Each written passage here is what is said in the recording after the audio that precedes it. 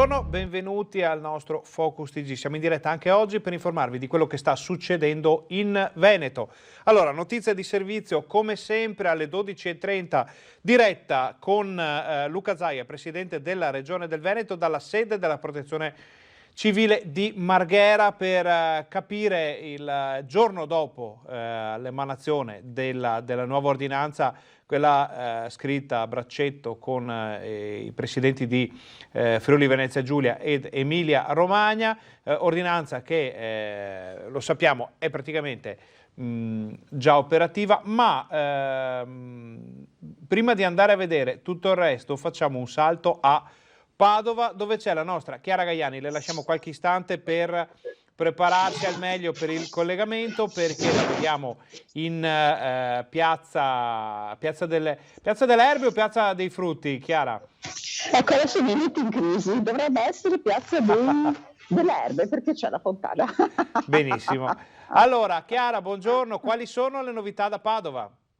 Allora, sì, come vedi, non ho scelto a caso di mettermi proprio qua perché volevo farvi vedere come si sta preparando il mercato di Padova, una delle due piazze tradizionalmente deputate al mercato di Padova, in vista dell'applicazione dell'ordinanza del governatore Zaia, dell'ordinanza firmata ieri. Quindi adesso spero di riuscire ad essere in grado di mostrarvi. Questo è il cartello che insomma è già posizionato da giorni, quindi l'obbligo di indossare la mascherina, però come vedete già il mercato si sta preparando con questa perimetrazione dell'area deputata al mercato, con un avviso che ricorda tutte le norme che sono da seguire per quanto riguarda il protocollo. Ci sono già anche degli operatori della protezione civile, gli stessi che avevamo messi in campo al momento della riapertura durante la primavera dopo il lungo lockdown,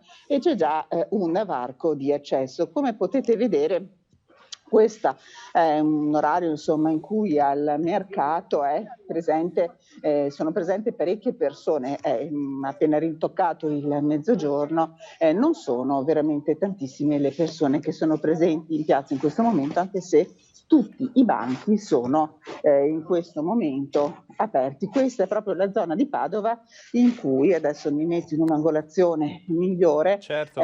si vende la frutta e la verdura, e come si vede anche dalle immagini, credo che state appunto osservando, i padovani vanno di fatto ogni giorno insomma ad acquistare la frutta e la verdura. Chiara, Sì. sappiamo che il cosiddetto salon, ovvero la parte bassa del Palazzo della Ragione, è il mercato coperto più antico d'Europa, forse del mondo secondo alcune fonti, e comunque in quella zona si fa mercato da sempre, è il cuore pulsante del commercio padovano.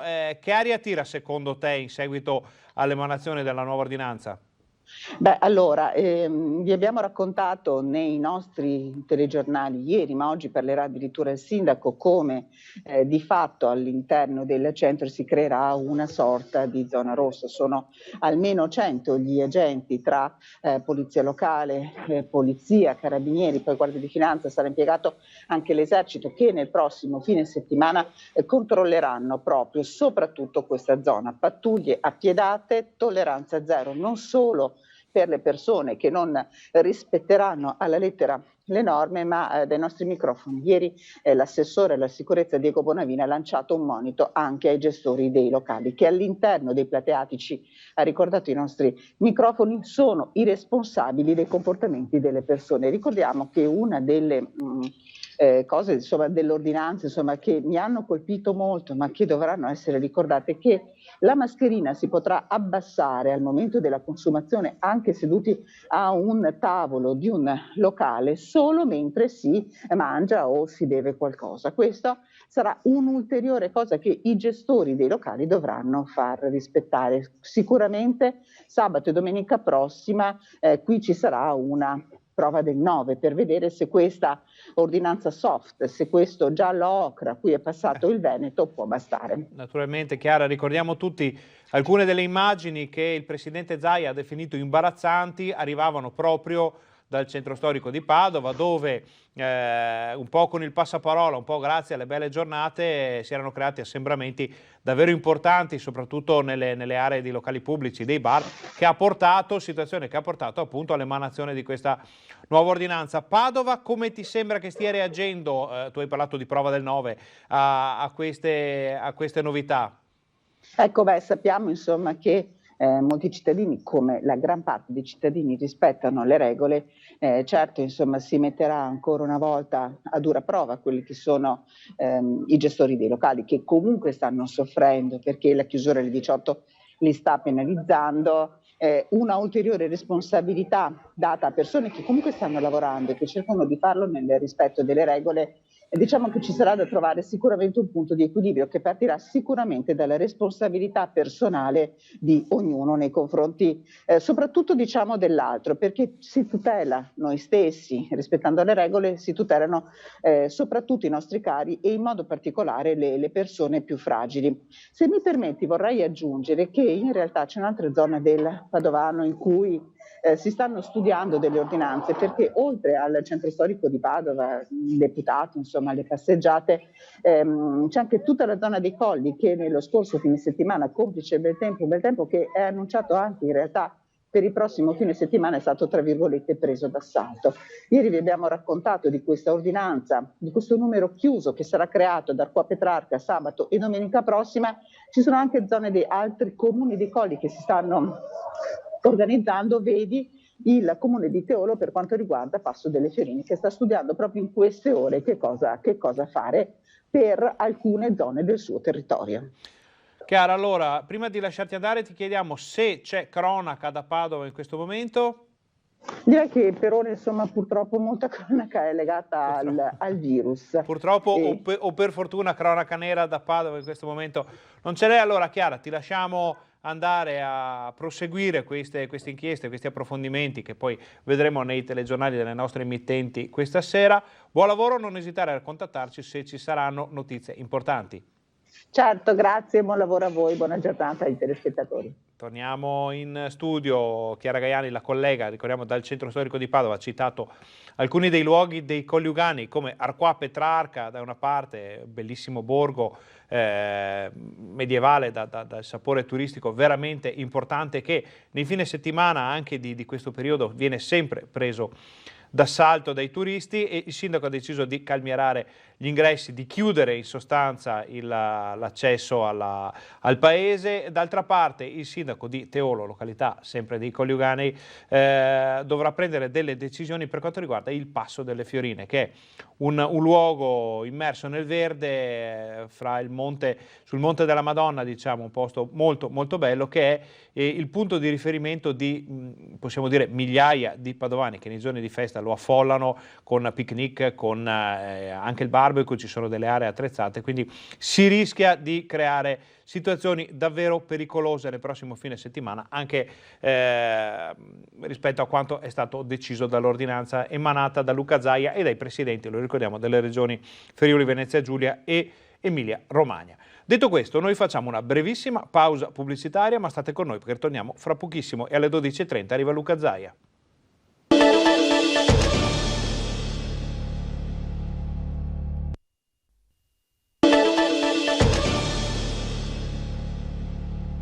Buongiorno, bentornati al Focus TG, siamo in diretta anche oggi per informarvi di quello che sta succedendo in Veneto e per farvi vedere alle 12:30 la conferenza stampa di Luca Zaia dalla sede della Protezione Civile a Marghera. Si parlerà sicuramente delle prime ricadute, delle prime risposte all'ordinanza emanata ieri, lo ricordiamo, dal Presidente Zaia assieme ai Presidenti di Friuli Venezia Giulia e Emilia Romagna, che va a disciplinare molti ambiti della vita quotidiana di ognuno di noi. Le prime ricadute le abbiamo viste grazie al collegamento con Chiara Gaiani da Padova. Abbiamo visto il mercato di Padova, uno dei più antichi d'Europa, contingentato negli accessi con tutto il sistema che era già partito durante il lockdown, pronto e attivato per fare in modo che non ci siano rischi, o almeno ridurre al minimo i rischi anche nei mercati cittadini, comunali, settimanali e rionali.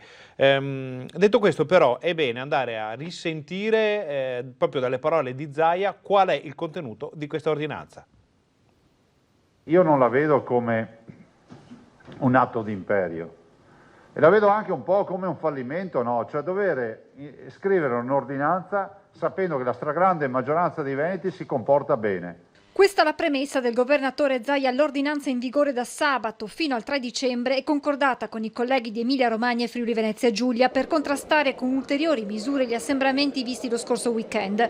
Ribadito l'obbligo di indossare la mascherina quando si esce di casa, il nuovo provvedimento consente lo svolgimento di attività sportiva, motoria, le passeggiate presso parchi pubblici, aree verdi, rurali e periferiche, mantenendo sempre la distanza di sicurezza e in ogni caso al di fuori di strade e piazze del centro storico delle città e località turistiche. L'attività motoria, la passeggiata, la corsetta, si vanno a fare nelle aree periferiche, non si va nei centri abitati e questa è una preghiera che facciamo ai cittadini. Non si va a fare la vasca, lo struscio nei corsi principali, non si va al mare per andare ad affollare le spiagge. Regolamentato anche l'accesso agli esercizi di vendita consentito ad una persona per nucleo familiare. È fortemente raccomandato agli esercenti di riservare l'accesso agli esercizi commerciali di grandi e medie strutture da parte dei soggetti con almeno 65 anni alle prime 2 ore di apertura dell'esercizio stesso.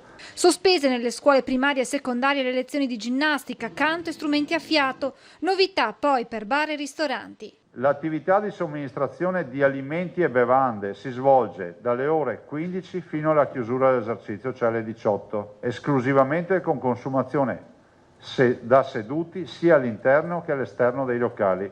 È vietata la consumazione di alimenti e bevande all'aperto su area pubblica o area al pubblico, salvo che sulle sedute degli esercizi. Nei giorni prefestivi e festivi chiuse le grandi e medie strutture di vendita, sia esercizio unico che con più attività, compresi i parchi commerciali. Nei festivi chiusi anche tutti gli altri negozi, salvo farmacie e alimentari.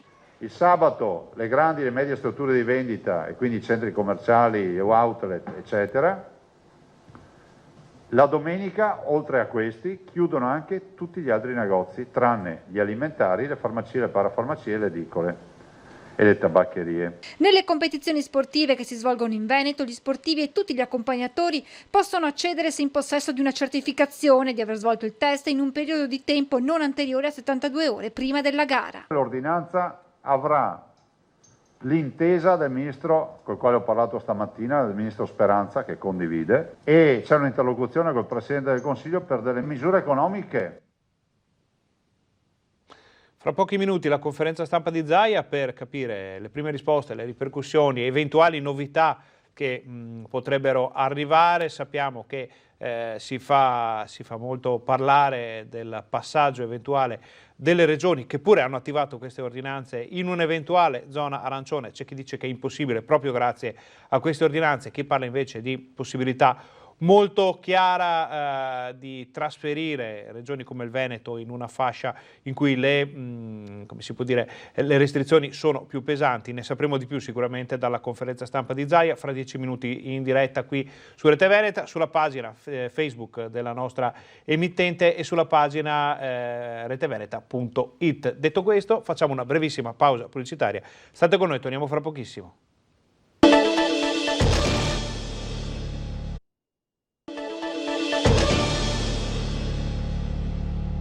Buongiorno, bentornati alla Focus TG, siamo in diretta, siamo pronti a collegarci con la sede della Protezione Civile a Marghera, dove il Presidente Luca Zaia farà il punto della situazione legata all'emergenza coronavirus fra pochi minuti. Moltissimi temi importanti di cui discutere oggi con l'ordinanza, quella tra virgolette interregionale che coinvolge anche Emilia-Romagna e Friuli-Venezia Giulia, con molti cambiamenti per la vita di ognuno di noi. Abbiamo sentito dal commercio alle passeggiate all'uso delle mascherine, moltissime cose molto importanti. Si parla anche di questo possibile, ipotetico, eventuale, non sappiamo come definirlo, passaggio di alcune regioni dalla zona gialla alla zona arancione, passaggio che secondo alcuni sarebbe scongiurato dall'attivazione di queste ordinanze, mentre altri invece sostengono che tutto possa essere superato da un nuovo DPCM o dalle decisioni prese a Roma. Staremo a sentire il presidente Zaia cosa ci dirà, anche perché le domande che ci avete girato per lui sono moltissime, ne abbiamo scelte purtroppo solo alcune, perché davvero altrimenti bisognerebbe tenere, Presidente, un giorno intero a rispondere alle domande dei cittadini. A tutte le altre cercheremo di dare risposta noi con i nostri servizi, con la nostra informazione. Allora, vediamo che Zaia deve ancora arrivare, abbiamo giusto il tempo allora di dare un'occhiata, grazie alla regia di Alessandro Costacurta, agli ultimi dati disponibili sull'emergenza coronavirus. Sappiamo che nel giorno della conferenza stampa, quindi ovvero quasi tutti i giorni, Zaia fornisce gli ultimi dati disponibili, quindi questi sono quelli di ieri sera alle 17. Teniamoli a mente perché sarà importante fare il confronto con quelli che verranno forniti fra pochissimi istanti dal governatore. Allora, a ieri sera alle 17 c'erano 55.629 casi positivi in Veneto, per un totale dall'inizio dell'emergenza coronavirus di 92.161. Quindi dal 21 febbraio scorso sono 92.161 le persone positive in Veneto. In questo momento, lo ricordiamo, 55.629. Il balzo in avanti di ieri pomeriggio era stato di 1.260 casi, i negativizzati 33.780. Purtroppo cresce anche il numero delle persone decedute con il coronavirus, sono 2.752 dall'inizio dell'emergenza. Scendiamo nella seconda parte della tabella, che è forse ancora più importante di quella che abbiamo appena visto, perché ci fa capire la situazione degli ospedali del Veneto. Abbiamo, vedete che il numero 100 relativo ai ricoveri si ripete molto spesso negli ospedali di tutto il Veneto, vediamo che quasi tutte le strutture ospedaliere, ma è arrivato il governatore, vi lasciamo a lui per i dati.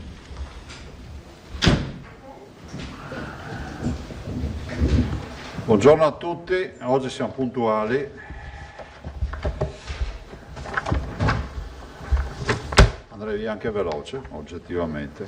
Non c'è l'assessore Lanzarin, c'è l'assessore Bottacci, ma non l'assessore Lanzarin perché è in commissione. Voi sapete... Voi sapete che oggi si discute il tema della privacy per l'applicazione della biosorveglianza. Mi spiace che ancora qualcuno pensi che sia la contrapposizione dell'app Immuni, ma non c'entra niente, nel senso che noi non facciamo georeferenziazione dei contatti, ma ci serve perché chi è a casa con la terapia domiciliare, peraltro vi ricordo che Azienda Zero sta chiudendo la gara per 100.000 saturimetri, e quindi abbiamo già approvato il protocollo delle nuove terapie domiciliari. Capite che in tutto questo contesto uno che è a casa con la febbre ogni giorno dice ok, ha tutti i suoi pulsanti sull'applicazione, che per noi è già pronta fra l'altro da mesi, aggiustata anche con l'ultimo protocollo, quindi siamo pronti per partire anche con questa. Per quanto riguarda invece poi il tema, c'è l'altro tema che è quello dello stipendio dei direttori, visto e considerato che penso che sia ormai risaputo che abbiamo, come si può dire, i cacciatori di teste hanno poca fortuna con i direttori della sanità nella ricerca, perché comunque c'è il tema degli stipendi che sono assolutamente, diciamo, bassi rispetto al mercato, quindi anche quello è un tema, insomma, che va affrontato. Totale tamponi 2.529.005. Allora, per dirvela tutta, noi abbiamo fatto 17.644 molecolari, vi do le ultime 24 ore. In totale siamo forse a 47.000 tamponi. 20.000. 30.000. 20.000 rapidi più 17.000 fa 47.000. No, 20.000 più 17.000. Sì, 30.000, scusa. 29. Anche gli ingegneri sbagliano a volte.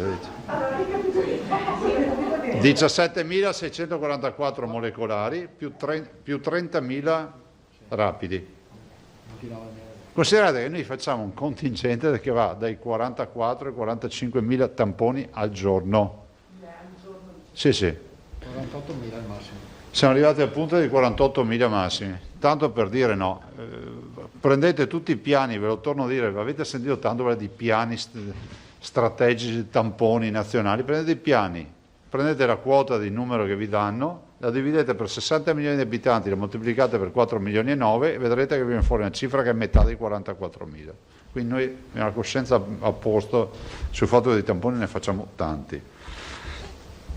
Tamponi rapidi, vi do un aggiornamento, fatti ad oggi, da quando abbiamo iniziato a contarli, 543.000. 0,99. Vabbè, però questo è un numero così, tanto per darvi un numero. Numero dei positivi. Da inizio crisi, dal 21 febbraio, sono 94.506 e sono 3.605 in più nelle ultime 24 ore. Anche qui vi suggerisco una riflessione che ogni tanto faccio, perché io vedo anche che a livello nazionale, quando c'è dibattito, dicono sempre, ma voi avete 3.600 contagiati al giorno, ma scusate, facciamo 3.600 contagiati con 47.000 tamponi, giusto? Il 21 marzo, che è stata una giornata brutta, ne abbiamo fatti 412 di contagiati, di positivi, scusatemi, con 2.170 tamponi. Ciò vuol dire che 47.000 è più che 20 volte da moltiplicare, giusto? 2.000 su 47.000 sono almeno, quante sono? 23 volte. Vuol dire che i 412 li dobbiamo moltiplicare per 23. Giusto? 4 per 2 è 8. 4 per 3, 12, quindi sono quasi 9.000 positivi. Cioè se noi avessimo fatto 47.000 tamponi il 21 marzo avremmo avuto 9.000 positivi. Vedete che siamo a poco più di un terzo dei positivi che trovavamo a marzo. Guardate, questo non è un dato inutile, perché in questo paese ci si sta concentrando sul dato assoluto. Ma la matematica non è un'opinione. Prova ne sia che se andiamo a vedere le terapie intensive ci dicono guarda che tu non hai ancora raggiunto l'apice di marzo. A marzo, il 29 marzo noi avevamo 356. Non ti fidi dei conti? È grave questo. No, non sto facendo il caso, stavo rispondendo a Baschieri, quindi chiede cosa stai dicendo e quindi in tempo reale. Allora, Baschieri diciamo che se avessimo fatto allora, a marzo avevamo trovato 412 positivi in un giorno con 2.170 tamponi. Se avessimo fatto quel giorno 47.000 tamponi come oggi, per la proporzione che c'è avremmo avuto 9.000 positivi. Cioè a Baschieri diciamo che 412 sta a 2.170 tamponi, come X sta a 47.000 tamponi. Baschieri sa la matematica, risolve la proporzione. E per dire cosa, non è che sto dicendo che sta andando bene, però noi oggi positivi su tampone, proprio a farla grande, ne troviamo metà rispetto a marzo. È meno della metà perché è un terzo, ma 7,7%. ecco, mettiamo che al vuoto per pieno si va in questa direzione, cioè meno della metà di positivi su tampone. Prova ne sia che il 29 marzo noi avevamo 356 terapie intensive. Oggi ne abbiamo 222, 227, adesso ve lo dico anche con esattezza. Oggi abbiamo 227 terapie intensive, eccole qui. Più 6. Sui ricoveri invece rispetto al primo periodo abbiamo già raggiunto il culmine dei ricoveri perché siamo 1947 persone ricoverate, 71 nelle ultime 24 ore, se le sommate ai 227 che sono in terapia intensiva, vedete che sono sostanzialmente 2300, quanto sono? 2200, 2002, sì, 2002, anzi esattamente, quasi 2002, per 47 o 27. E siamo più o meno sui valori dei ricoverati del massimo storico. I positivi di oggi sono 57.288, cioè quelli che proprio oggi abbiamo in Veneto in questo istante, abbiamo 57.288 positivi. In isolamento abbiamo 21.271 persone. Il totale dei morti è 2.764 nelle ultime 24 ore più 37. I dimessi sono 5.508. 104 persone abbiamo dimesso. Anche qui, altro dato. Se voi osservate ogni giorno quando dico i dimessi, dico comunque numeri importanti. 70 ieri, oggi 104. Perché? Perché c'è un grande turnover. Qua, che differenze ci sono tra la prima ondata e quella di oggi? Allora, proviamo a chiedercelo. Sicuramente una macchina sanitaria più efficiente, perché comunque abbiamo dei protocolli ormai che sono collaudati, ormai tutto il mondo è Covid oriented, no? È orientato sul Covid, la diagnostica, la clinica, la farmaceutica, tutto è Covid ormai. Pensate, il test rapido nasce con i coreani, adesso abbiamo 30 aziende nel mondo che vendono test rapidi. Tra l'altro vi dico che anche stamattina ho visto e ho provato il fai da te ed è veramente una figata. Se funziona veramente risolviamo un sacco di problemi. Cioè adesso Rigoli lo sta provando in doppio con il molecolare per avere un test, diciamo, per avere un benchmark di controllo, però è di una rapidità unica, è facile da eseguire, ovviamente si basa sui 33 CT e quindi si basa sempre col principio del test antigenico che va alla soglia, quella ritenuta utile, oltre la quale si dice che la carica virale e comunque la contagiosità è non rilevante. Allora, dicevo, diagnostica, tutto, abbiamo visto che positivi su tampone sono almeno la metà rispetto alle percentuali che avevamo. Per capirci, noi avevamo quasi un 20% a marzo di positivi su tampone. Sì, 20% perché erano 400 su 2000 tamponi. Oggi siamo al 7%, 8%. Facciamo la metà, facciamo 10. Abbiamo pazienti diversi, cioè pazienti che caricano di meno le terapie intensive, questo anche per la grande efficienza dei nostri operatori che non smetteremo mai di ringraziarli, ma è anche vero che il turnover del nostro paziente, cioè il tasso l'ospedalizzazione media è calata rispetto all'altra volta. Cioè noi abbiamo più turnover, quindi si liberano contingenti. Vedete, se voi prendete il dato dei dimessi, oggi noi abbiamo, guardate, vi do solo un esempio per darvi un'idea.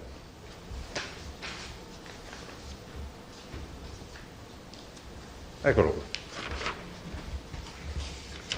Questi sono i ricoverati più 71. Oggi i dimessi meno, cioè abbiamo tolto con i dimessi 104 persone. C'è il bilancio di 30 posti a favore, sono 30 letti liberi nel matching, no? 104 se ne vanno a casa dall'ospedale, 71 entrano in ospedale. Questo è l'unico dato che ci permette un minimo di respirare. Guardate, la pressione è tanta, è alta e non possiamo basare ovviamente la nostra programmazione sul fatto che i pazienti restino poco in ospedale, perché mediamente adesso ci restano una settimana, a differenza della prima ondata che si facevano 2 settimane e anche 3 settimane, però ne abbiamo tanti, perché ne abbiamo 2.200 ricoverati e ne arrivano tutti i giorni, per cui per questo motivo noi stiamo andando verso la quinta fascia, non ci siamo ancora, voi sapete che avevamo le 4 fasce, la quinta ovviamente poi si esaurisce con i 4.000 posti letto, non mi ricordo più quanto era, ti ricordi? Vabbè, è ininfluente, però insomma il sistema sta ancora tenendo. Perché abbiamo fatto... Ah sì, un altro aspetto che vi volevo dire, scusate, mi è venuto in mente, me l'ero anche segnato, eccolo qua. Altra novità che non si è vista, potremmo darvi anche il grafico se volete, e ve lo faccio anche vedere.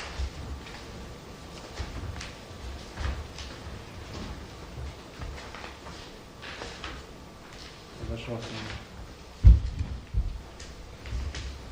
Che è un dato epidemiologico non poco rilevante.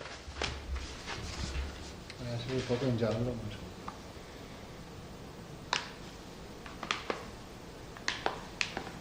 I ricoveri dalle RSA. Guardate la curva gialla, la vedete?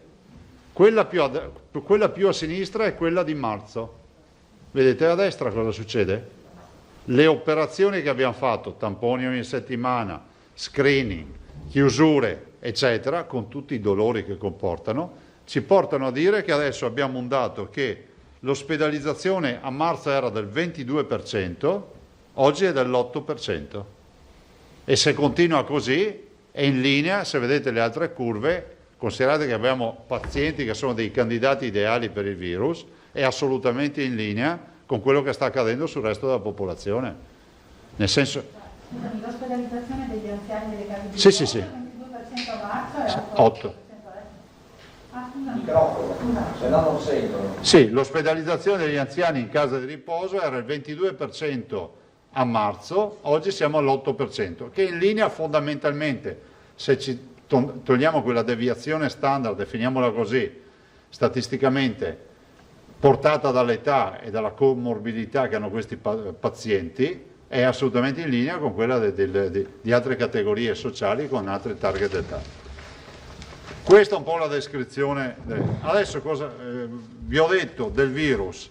Noi abbiamo fatto il provvedimento di ieri, io vi ringrazio per averlo riportato su tutti i giornali, per averne dato pubblicità. L'appello che facciamo ai cittadini è di stringere i denti e di lavorare in squadra.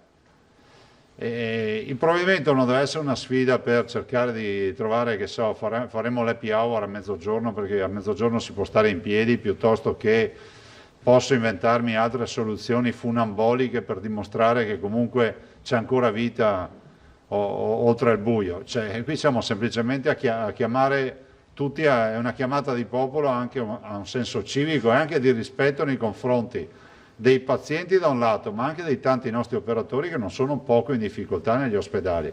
Quindi veramente l'appello che faccio io ai cittadini, qualcuno ci ha scritto, no? Molti scrivono, chiedono informazioni giustamente, annuncio già che le parrucchiere e le lavanderie nei centri commerciali restano aperte come accade nelle zone rosse, abbiamo già scritto una FAQ, che i negozi di auto restano aperti se non sono medie e grandi strutture di vendita, perché quella è la filosofia. Che poi abbiamo risolto ad esempio un quesito, abito a Padova, ho già un pranzo organizzato a Jesolo, posso andarci? Sì, a mangiare ma non a passeggiare. Allora, a quel punto non è che ti metti in testa che ma io mi faccio la passeggiata, se mi fermano dico che stavo andando al ristorante. Sì, hai scoperto l'acqua calda ma non hai fatto un'azione responsabile e solidale nei confronti di chi sta lavorando in ospedale e di chi sta male. Quindi evitate di fare ste robe. Allora, al di là dell'ordinanza, evitate, adesso tutti i negozi sono chiusi, domenica tutti i negozi sono chiusi, ma noi l'abbiamo fatto per dare, come si può dire, un ulteriore incentivo al fatto di non andare nei centri cittadini, nelle strade affollate per i pedoni, di non andare al mare, di non andare in montagna, di non andare... Guarda, mi spiace parlare così, di non andare al lago. Non è il caso in queste 2 settimane, fate questo sacrificio, ne saremo ripagati. Guardate che se cambiamo zona ci chiudono i confini comunali e allora dopo è tutto un altro film. Allora facciamo sto minimo di investimento, non abbiamo chiuso i confini comunali, si può andare ancora al bar e al ristorante, potete andare a fare la spesa, andare a fare gli acquisti, non vi mancherà mica una domenica se non andate in piazza Erbe piuttosto che in piazza dei Signori da qualche altra parte. Fatelo sto sacrificio. Ripeto, inutile dire grandi i nostri eroi e poi non aiutarli quando c'è bisogno di aiutarli. Basta, se poi avviso i cittadini, ci sono altre questioni da chiarire rispetto alle ordinanze che non possono mai essere perfette, e quindi ringraziamo del contributo positivo tutti coloro che magari ci dicono guarda ci sarebbe sta roba, e non ringraziamo quelli che comunque fanno i cattoni, i censori dell'inutile, perché questo non ci servono, e quindi se qualcuno ha dei quesiti utili li faccia tranquillamente alla protezione civile e noi rispondiamo in tempo reale con una FAQ, e quindi andate magari a leggervi già le FAQ che sono nel sito, in maniera tale che evitate magari di perdere tempo a fare domande, che magari le FAQ sono domanda, risposta, e quindi troverete la lavanderia nel centro commerciale, può restare aperta? Sì. La parrucchiera nel centro commerciale o il barbiere può restare aperto? Sì. Perché l'abbiamo mutuato l'esperienza della zona rossa. Io avrei finito. Tosato, come sempre, si è prenotato, Vanzan, Prigioni, Emiliano, Nicolussi. A me viene anche il dubbio che Tosato si prenoti proprio per primo. È sempre primo. Mi guarda con intensità e alza il dito. Cerca di guardare da un'altra parte ogni tanto. Però attira la mia attenzione. Però trovo giusto invece che siano le colleghe magari a... Nobile.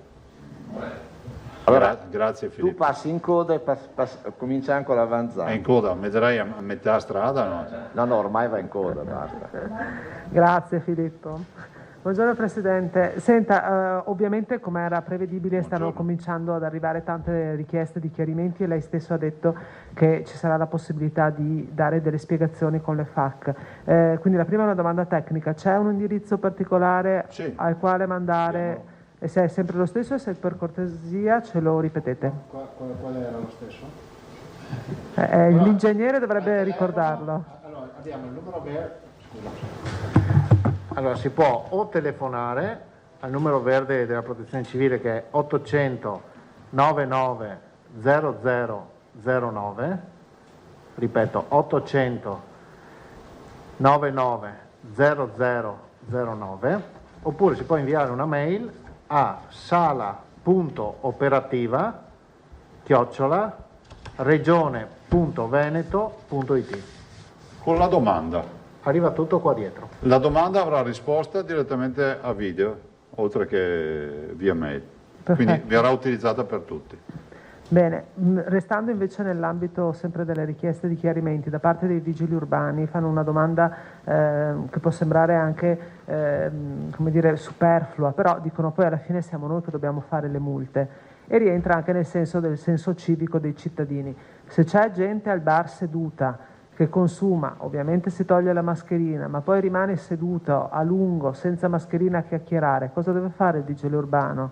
Fa la multa? Ma guarda, io spero che di multe non se ne facciano, perché i cittadini capiscono che quando hanno finito di degustare un vino o una bibita o dell'acqua si rimettono la mascherina. Cioè il fatto di restare seduti al tavolo non esonera dal portare la mascherina, altra roba che non si vuole capire.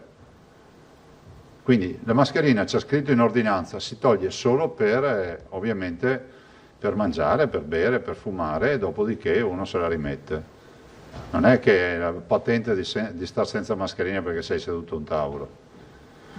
Questa invece è una domanda più politica e riguarda tutte le attività che con questa ordinanza avranno delle restrizioni, quindi la chiusura dei centri commerciali il sabato, la chiusura di tutti i negozi la domenica, le stesse limitazioni per i bar dovendo consumare da seduti. Avete avuto segnali dal governo per quanto riguarda i ristori? Sì, cioè il governo è iniziata un'interlocuzione anche per questo, perché a me sembra strano che poi non si vada a una soluzione, visto considerato che ci sono 3 regioni che hanno firmato la stessa ordinanza, ci sono l'intesa del Ministro della Salute, c'è sostanzialmente un atto di responsabilità da parte di queste 3 regioni che comunque, se non fosse stato adottato, sarebbe arrivata a una zona, magari, o arriva a una zona diciamo di colore diverso, che prevede le misure del governo, perché comunque il Presidente del Consiglio è stato chiaro nelle sue conferenze stampa. Chi avrà misure restrittive avrà ristori, e penso che debbano essere assolutamente ristorati. Allora, i centri commerciali erano già chiusi, sono le medie strutture di vendita, gli outlet che vengono chiusi, e poi abbiamo i negozi la domenica. Poi non so quanti fossero aperti la domenica, ma comunque quelli che erano aperti la domenica possono anche avanzare delle richieste. Bene, Prigioni Antonella. Buongiorno Presidente, Ciao. Buongiorno a tutti. Questa mattina la protesta degli infermieri a Padova lamentano mancate assunzioni, che mancano i dispositivi di protezione e che molti sono appunto in quarantena per il virus. Che cosa risponde? Guardate, a me non risulta che manchino i dispositivi per la protezione. Ce l'hanno detto appunto oggi. No, guardate, a me non risulta, anche perché guardate, sono soggetto attuatore e non lo dico contro di loro, lo dico che se hanno contezza di questo ci devono dire in che reparto mancano, perché la distribuzione viene fatta in base alle richieste di ogni primario, ma non da oggi, da mesi. Cioè, siccome il magazzino è un magazzino pauroso dei dispositivi, per evitare proprio che ci siano questi casi, noi abbiamo la scheda di ogni reparto con il fabbisogno e viene distribuito dalla direzione generale ai diversi reparti. Se questi signori hanno contezza di questo, sarebbe meglio, invece che parlarne genericamente, che dicessero in che reparto mancano i dispositivi. Più che mancano, segnalavano che stanno anche finendo. Ecco, no, i dispositivi, è ancora più grave, non stanno finendo. Abbiamo 29 milioni di pezzi in magazzino e abbiamo scorte per mesi. Se poi stanno finendo nel reparto, allora ci dicano in che reparto. Il magazzino di Azienda Zero non ha problemi di dispositivi, però anche voi avete un obbligo, perdonatemi, di andare fino in fondo in questa verifica. Infatti, esatto. Perché non può passare l'idea che basta dire che mancano dispositivi. Siccome noi abbiamo visto cosa abbiamo speso e che magazzini abbiamo, ce li abbiamo verificabili all'istante, mi spiace che non ci sia più l'ingegnere Fattori perché vi direbbe tutto. Allora io invito chi ha detto queste cose a dirci qual è il reparto, non l'ospedale, il reparto. Certo. Perché noi ragioniamo per reparti, fate un po' voi. Grazie. Prego. Emiliano Schincari. Presidente, buongiorno. Quindi scusami, io mi aspetto che mi dite il reparto. Sì, infatti adesso stavo scrivendo a una collega che era lì a seguire la protesta. Perché domani io sarò qua e anzi farò in modo anche di portare l'Azienda Zero o il preposto per la distribuzione che vi dice le quantità, e se mi dite il reparto oggi, visto che, come si può dire, tra galantuomini, se mi dite il reparto oggi, domani vengo anche a dirvi quanto è stato consegnato a quell'ospedale in quel reparto. Figurate se noi mettiamo in discussione i dispositivi dopo la tragedia che abbiamo subito a marzo-aprile. Presidente, mi permetta di tornare, anche se lei ha un po' anticipato che le risposte insomma arriveranno a breve. Le posso chiedere, mi sembra, di tornare un pochino indietro con le scuole di danza, la memoria. No, ti sei davanti 3 mesi a parlare delle scuole di danza. E poi non... Basta dopo. Non si è fatto niente. Ti ho già rubato la domanda. No. Le ricordo che oggi è la giornata della gentilezza. È per quello che non mi chiedi le scuole di danza. No. Senta, le volevo chiedere invece delle famose fiorerie, visto che comunque sono quei famosi temi importanti che tornano appena lei chiude, arrivano subito le richieste delle persone. Esatto, la famosa battaglia dei fiori. Ma c'è un conflitto di interessi. E anche del mondo della telefonia, perché ricordo in passato ci fu un po' anche lì un po' maretta su queste categorie. E chiudo, quanto fatto fino ad oggi seriamente crede possa bastare, visto che siamo sempre lì con la spada di Damocle sui famosi passaggi di fascia, parlo di arancione. Emiliano, parto dalla fine. Io non ho la sfera della verità in mano, so semplicemente che tra non far niente e fare è meglio fare, e sicuramente qualche risultato ne viene fuori. Se ci mettiamo tutti d'impegno possiamo fare ancora di più. Se stiamo lì col pezzo di carta dell'ordinanza a capire se possiamo stare al tavolo senza mascherina a chiacchierare, perché comunque, a parte il fatto che se si legge bene non si può, oppure si possono fare le passeggiate con la scusa che stavo andando a comprare le sigarette, andavo al pranzo di pesce, a quel punto ragazzi io lunedì farò un bilancio e dirò bene, avete scelto che il Veneto deve andare in questa direzione, attenderemo qui sulla riva del fiume il cambio di zona, così poi non vi muovete più dai confini comunali, ma non per cattiveria, perché accadrà questo, non dipende più da me a quel punto. Per quanto riguarda fiorerie e esempi, purtroppo sono chiuse, ma sto parlando della domenica, perché la chiusura della domenica o nei centri commerciali il sabato e la domenica, nelle grandi strutture di vendita il sabato e la domenica. Le posso chiedere un'ultima cosa? Prego. Ieri intervistavo il professor Vianello e mi spiegava, tramite le sue parole, mi faceva percepire un forte disagio da parte di tutto lo staff sanitario, quindi in maniera generalizzata, spiegandomi che quello che vedono in giro questi medici per le strade toglie loro quella carica, quell'energia che gli dà appunto la forza di combattere quotidianamente.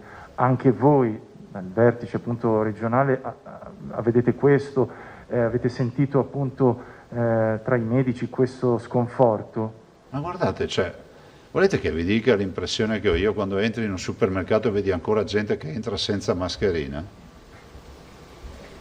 O quando vedi in TV, o anche le persone che girano perennemente con la mascherina? Ho visto un sanitario fare un'intervista su una TV nazionale e ha fatto tutta l'intervista con la mascherina così, con scritto medico. Io mi domando, ma che esempio diamo? Allora, io penso che noi, cosa volete? Noi non abbiamo neanche il diritto di demoralizzarci, dobbiamo andare avanti, perché la sanità è fatta di due grandi pilastri, che è quello degli operatori che somministrano salute e cure, e quella di chi nel back office, cioè dietro, organizza tutto.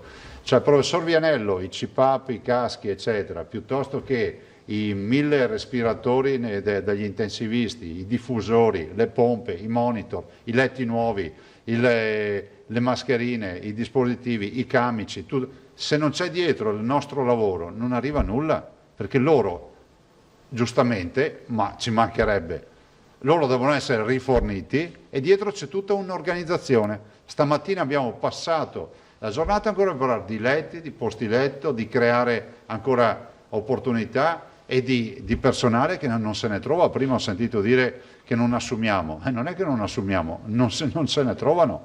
Cioè dico, se c'è qualcuno che ha infermieri liberi, scrivete, noi li assumiamo subito.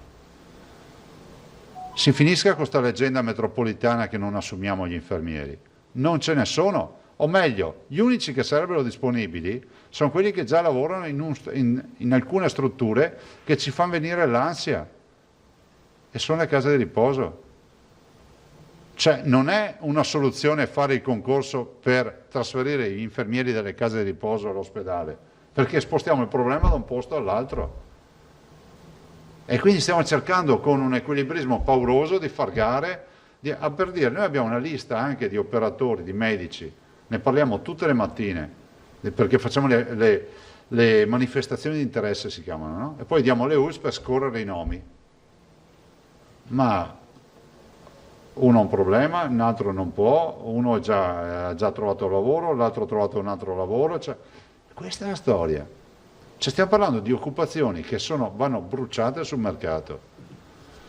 Provate ad avere un anziano non autosufficiente in casa e cercare assistenza, a vedere cosa vi tocca fare. Perché a volte io penso che qualcuno non si rende neanche conto di cosa c'è in giro. Quindi ha ragione il professor Vianello, ma ne ha da vendere, come tutti gli operatori.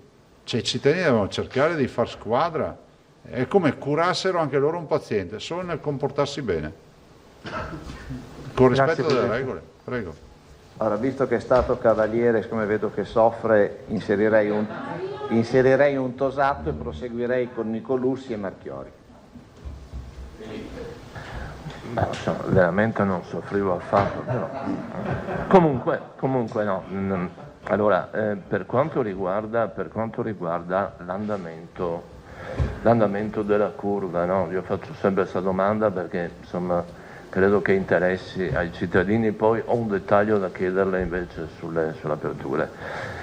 La curva continua a dare segni coerenti con la previsione di avvicinamento al picco?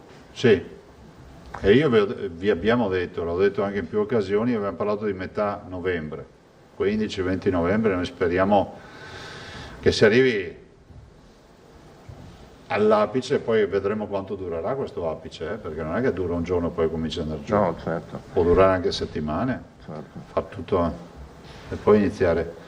Staremo a vedere. Si può sperare in un inizio di discesa alla fine di novembre?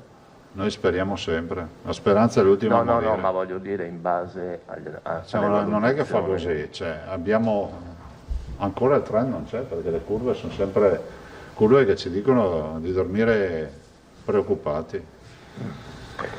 La domanda nel dettaglio che è arrivata e che ricorda quella appunto di questa primavera è se i garden center nel fine settimana, altro leitmotiv, restano aperte, sono chiusi. Sono chiuse tutte le attività.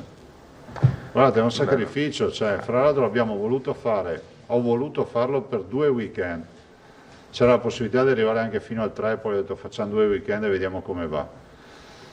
Ragazzi, io non ho altre soluzioni, Questo è un sacrificio, se uno va in terapia intensiva lo fa molto più grande il sacrificio. Lei ritiene che senza questa ordinanza la soglia arancione sarebbe stata raggiunta rapidamente? No, io ritengo che senza un comportamento compatibile con il momento storico e sanitario che stiamo vivendo, inevitabilmente si va al collasso della sanità.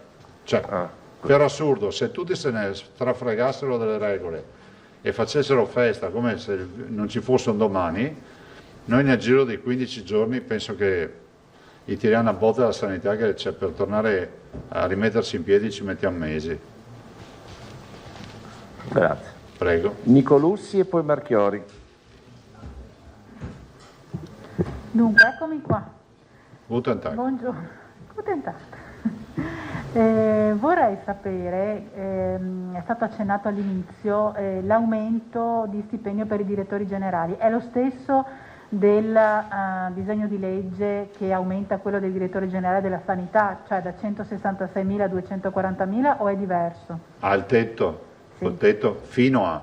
Sì. Anche sì. Per i DG è così? Fino a? Quindi 166, 200. Sì, il che non vuol dire che si va a quelle cifre, però questo ci permette nell'attività di scouting sul mercato, ad esempio anche per il segretario regionale, di avere un minimo di potere contrattuale, perché così funziona. Ok. Poi l'altra cosa che mi interessa molto è questo: il Ministero della Salute ha annunciato che entro fine gennaio comincia la vaccinazione delle fasce a rischio e degli operatori sanitari. Quindi l'Italia per il momento ha firmato per l'acquisto di 27 milioni di dosi di vaccino anti-Covid, alle quali poi dovrebbero aggiungersi altri 13 milioni e mezzo, per un totale di 40 milioni e mezzo, il 13,5% rispetto alla quota mondiale. Sì.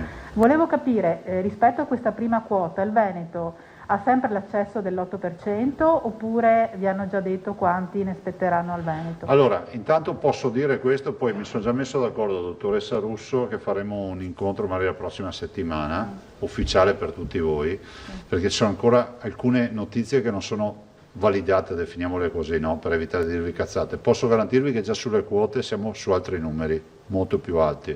Cioè? Nel senso che non ci sono altri contingenti dei numeri che ho visto io, non ci sono solo i 27 milioni, i 13 milioni, ma poi ci sono, voi sapete, questo vaccino, almeno questo vaccino, ha richiamo. E la dottoressa Russo è in rappresentanza di tutte le regioni, sempre a dimostrare insomma, il peso e il valore dei nostri professionisti.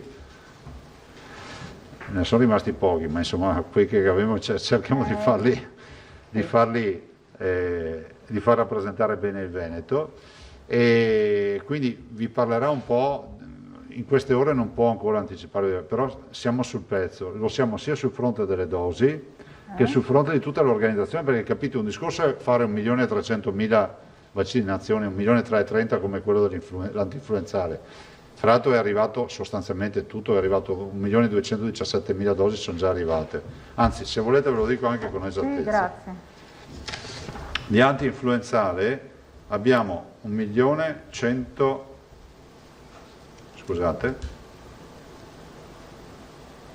ho detto giusto, 1.127.000, sono arrivati in 3 lotti, una da 400.000, una da 20.000 e una da 707.000, ne avevamo 1.330.000.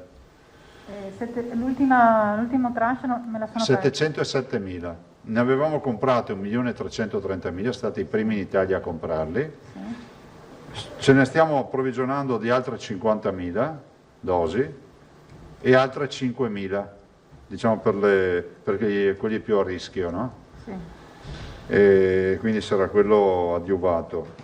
Di fatto da noi il vaccino su 1.330.000, 1.127.000, capite che è quasi tutto arrivato il vaccino. Adesso finiamo la distribuzione e la somministrazione.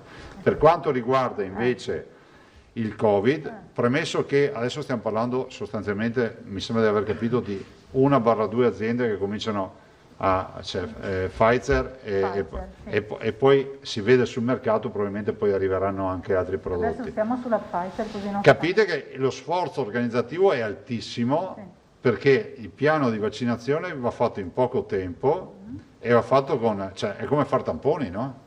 È una macchina paurosa dove ci sono siringhe, ci sono aghi, dove sembrano cazzate, ma stiamo parlando di milioni di pezzi, di postazioni, di registrazioni.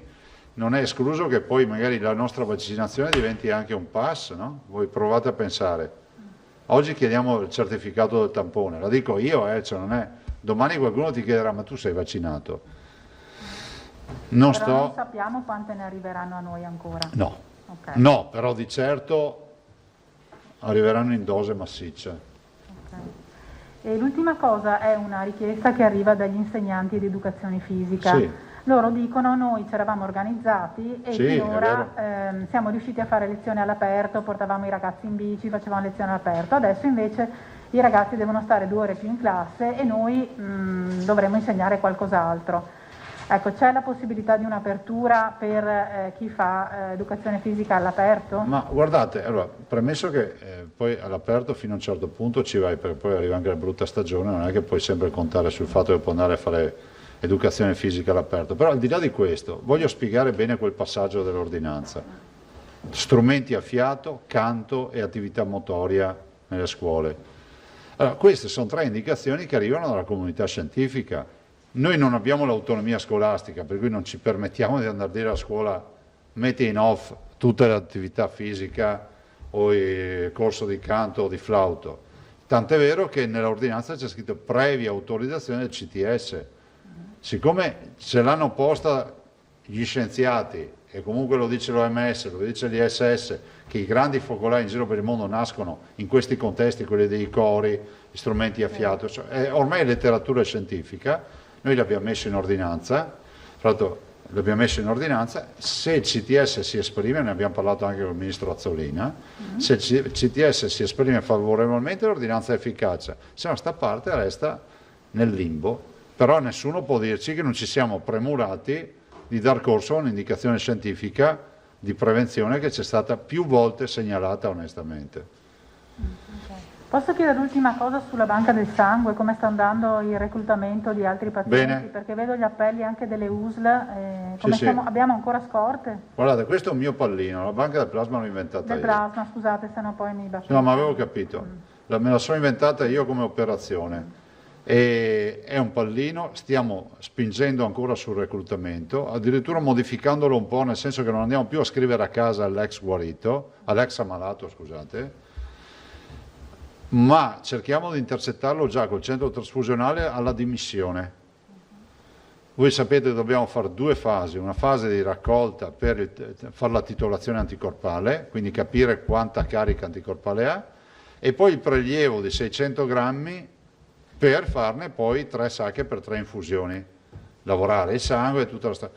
I nostri riferimenti sono la dottoressa De Silvestro, su questo non si discute, però abbiamo più realtà perché c'è Padova ovviamente con le emoteche, poi c'è Vicenza e c'è anche Verona, l'azienda ospedaliera di Verona.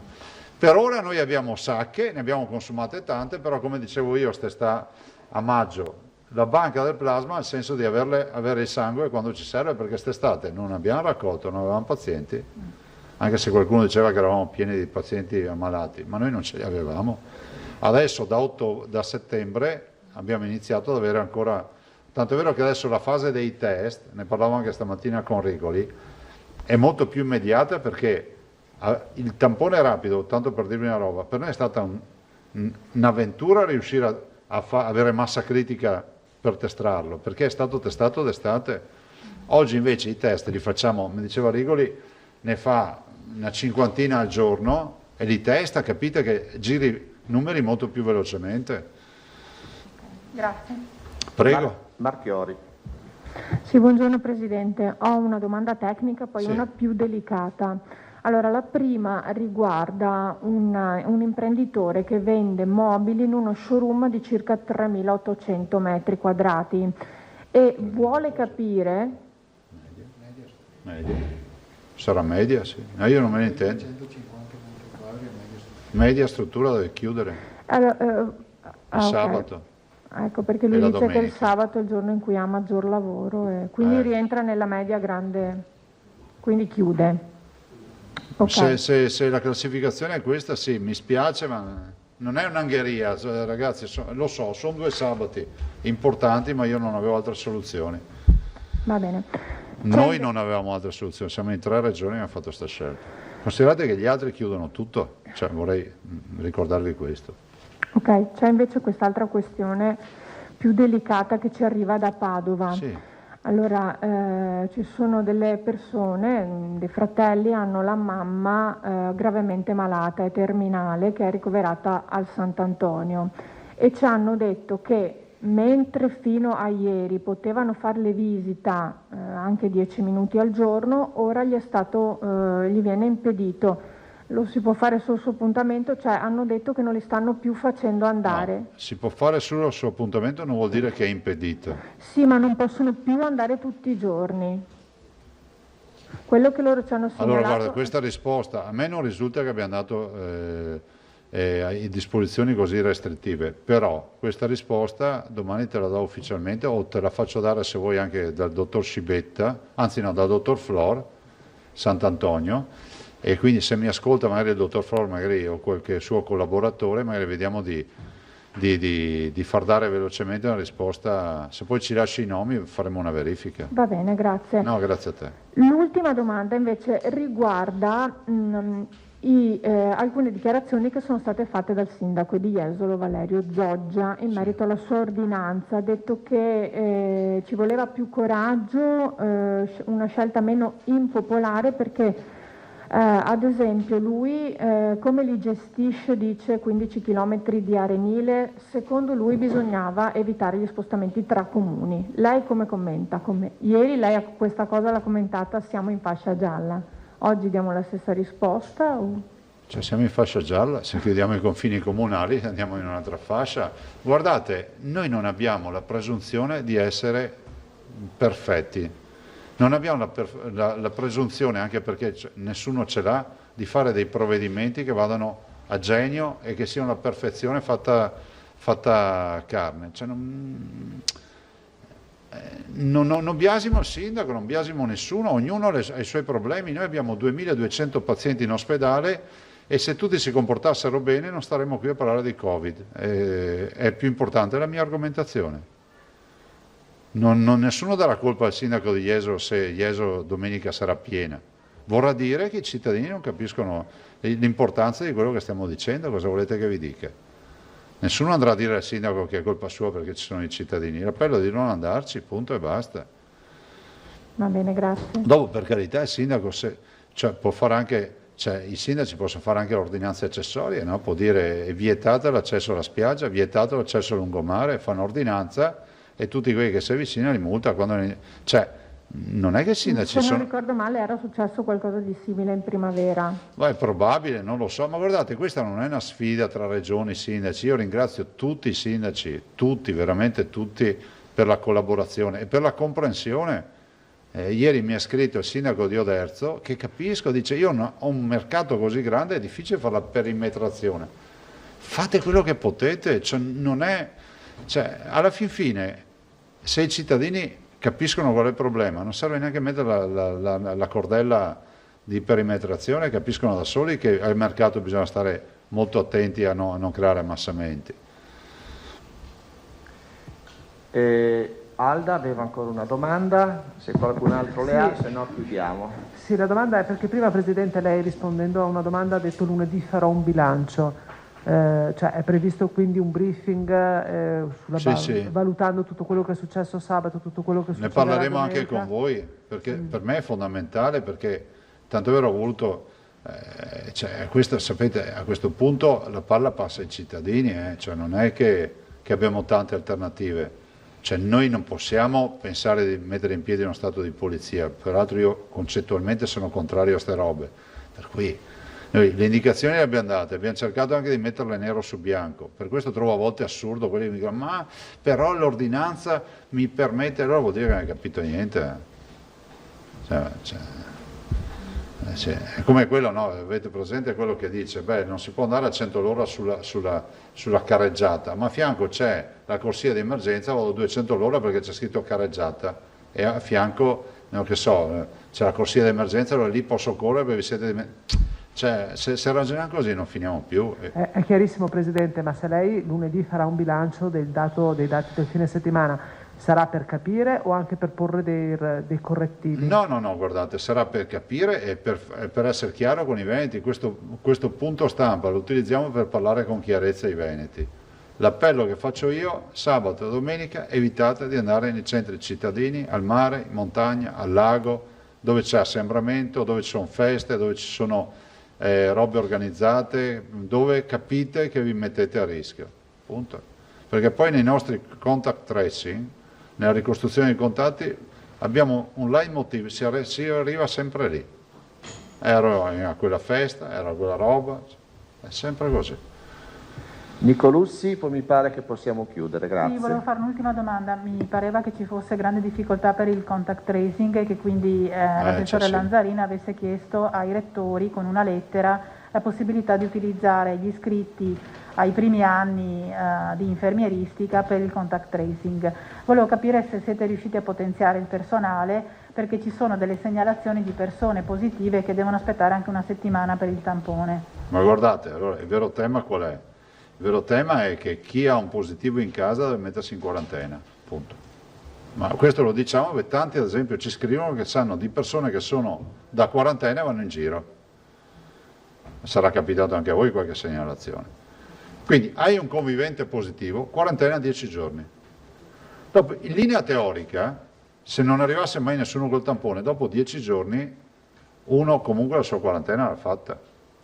Allora, cosa voglio dire? Voglio dire che noi siamo un po' vittime del nostro modello. Siamo stati talmente bravi che adesso con 47.000 tamponi al giorno, immaginate, troviamo 3.500 positivi, i quali avranno i loro contatti, cioè come un panettone, no? Lievita sempre di più. Stamattina abbiamo spinto ancora con i direttori per fare delle fasce e l'ingegnere Fattori per domani le rende operative di Covid Point in giro per il Veneto, con apertura dalle 6-7 del mattino per tutta la giornata. E in alcune realtà funzionano anche perché come quando vai al supermercato, no? La prima volta vai e dici ho trovato un casino boia, poi quando capisci come funziona, se hai fretta sai anche a che ora andare, no? Funziona sempre così. Dall'altro è vera sta storia del ragionamento che stiamo facendo con la scuola di medicina ed infine i medici di base. C'è un'adesione oggi del 28% di medici di base, fanno circa 2.000 tamponi al giorno, io ringrazio già chi da subito si è messo a disposizione, annuncio già che stamattina ragionando con l'assessore Lanzarin e con la dottoressa Ghiotto ho dato a disposizione che si diano 100.000 tamponi della regione, perché voi sapete che i medici di base fanno i tamponi in virtù di un accordo nazionale che stabilisce le cifre e tutto, ma per i tamponi che poi dà il governo ai medici di base. Ho detto guardate, in questa siamo in emergenza, sì, sono 35 tamponi a testa da qui a fine anno. Lasciamo perdere tutti i ragionamenti, siamo in battaglia non ci si gira mai indietro, si guarda avanti. 100.000 tamponi del Veneto a disposizione ad esaurimento. Dopodiché andremo a fare anche noi una contrattazione perché non possiamo, cioè per noi è insostenibile, i 18 euro sono insostenibili da qui all'infinito. Però insomma penso che i medici di base sono sempre dimostrati, come si può dire, a nostro fianco in queste battaglie. Spero che ci sia adesione, cioè se 100.000 tamponi ulteriori oltre ai 64.000 del governo, comincia a essere una bella massa critica. Poi siamo qui, insomma, staremo a vedere. E penso che questo sia un ulteriore bel segnale. Loro fanno, vi ho detto, 28% di adesioni su 3.150 medici di base e fanno 2.000 tamponi al giorno. Poi stiamo parlando delle farmacie, stiamo chiudendo con i pediatri di libera scelta. È tutto in progress. E sui veterinari ho mandato la lettera al governo per l'autorizzazione. E apriti cielo per aver parlato dei veterinari, ma se le robe andassero veramente male dovremmo chiedere al vicino di casa di farsi il tampone. E poi c'è ovviamente, ragazzi, se funziona il fai da te, risolto il problema alla base, perché a quel punto è un tema di senso civico e basta. Quindi ricapitolando, con i pediatri di libera scelta state chiudendo la porta. Il tavolo è aperto, spero si chiuda velocemente. Okay. I veterinari aspettate l'autorizzazione del Ministero, dentisti e farmacisti? Stanno sempre andando avanti le convocazioni da parte della Ghiotto, dell'assessore Lanzarin, Ghiotto Russo.